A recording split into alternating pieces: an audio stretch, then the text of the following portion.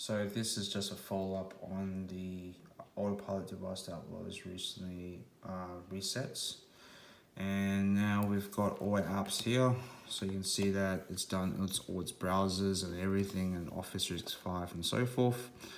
And you can, as I said before, code management should be in place now, because if I go to control panel, configuration manager's there. And you can see that it's stuck on 17. So if you see 17, what the most easiest thing to do is simply just run machine policy, or run machine policy, run software updates, run application updates, and next just go to configuration tab, and you'll see that this will show like this. So what you do is simply just click refresh, and now that should be all compliant.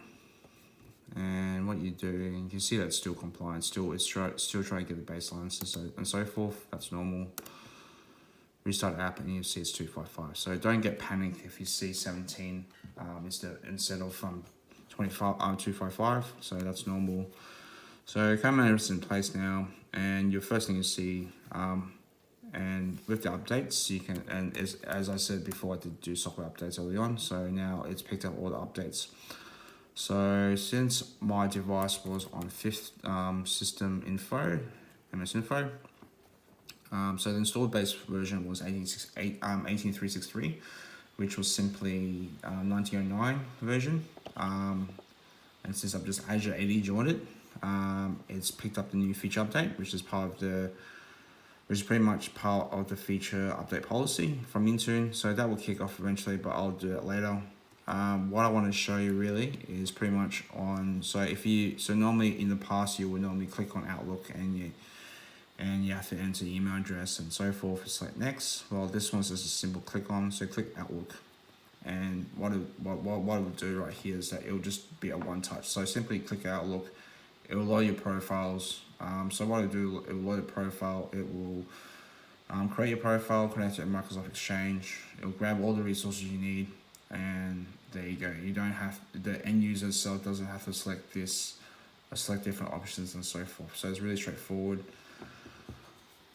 So with doing that, with your Windows updates, you can check the registry. So normally I go to registry edit, click yes, navigate to machine, navigate to software, navigate to policies, Microsoft, and just to expand it, if I go to Windows and I go to Windows Update, you'll see that it's actually pointing to the Cloud Management Gateway. So code management works, or how it works is that it uses the Cloud Management Gateway, and obviously this is how you get updates. And obviously, so you have disabled dual scan, set trust, and so forth.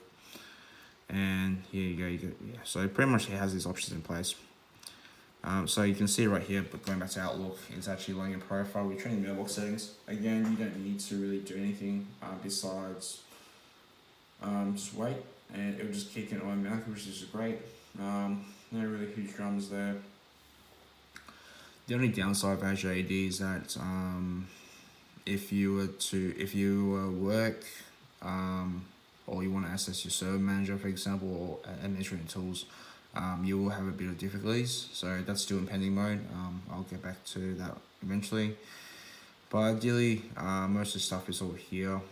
And if I was to stop any browsers and so forth, it will load straight to a home page. And going back to, and here you go. So Outlook's actually all good now, and it's actually downloading a copy of your thing. So whatever emails you see right now will actually show up. And yeah, so everything will populate. So whatever you have, as well, it will also it should ideally change your headers to from here. So account settings, and obviously this is still in pending process. Normally it should be so ideally you still have to drag to all. That's normal, so that's fine. But ideally you can just download all your emails straight up. You don't have to do anything else about it. You get so all the updates are not through SCCM, they're actually through Microsoft or Windows Update. And how you check that is simply just go to Office account, and you can see right here, it's from the latest build. So it's quite good. Next, to follow up on early on where we were asking about how to check what policies were applied to your machine. So we go to Start, Settings, Accounts. We go to Access Work or School. Click on Yourself, click Info. And early on, it was only certain applications. So now all these policies have kicked in. So every single do like delete optimization, which is part of the policy that I've forced it to, authentication and so forth. So you've got lots of policies that have kicked in successfully. There's applications and stuff like that. And if you want to check what applications were installed during the duration, you can just go to Program and Features, and you can see all the applications. So this is what I've actually done in Autopilot Azure AD is I've made it exactly the same as it is in on-prem devices. So you get the same benefits, you get the same TLC, so everything's all there, everything's all patched.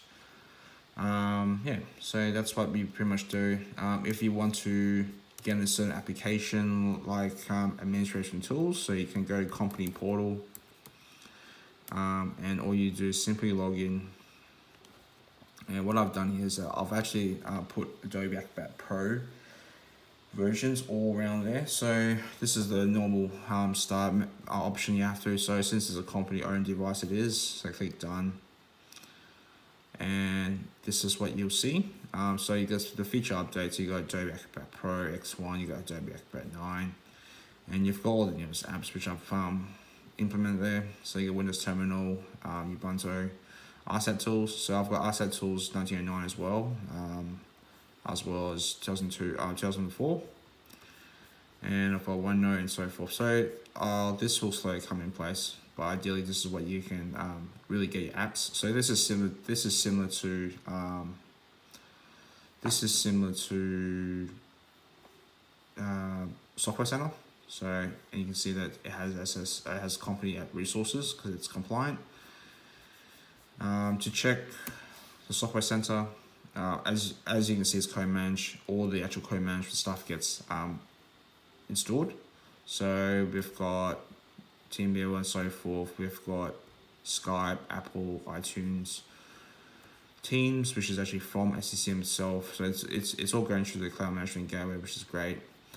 Another thing I put in place here is called Chocolate. So if I go into C drive, and I went to unhide my show hidden files. If I go to program data, Chocolate has been deployed. So I've actually deployed Chocolate as part of a patch management process, which is good. I've also got Patch My PC in place as well, so that does the same job. And yeah, that's it. And then obviously since we're on 18363, so that's on 1909, and I've got the feature update sitting right here. So you get this notification sitting right here.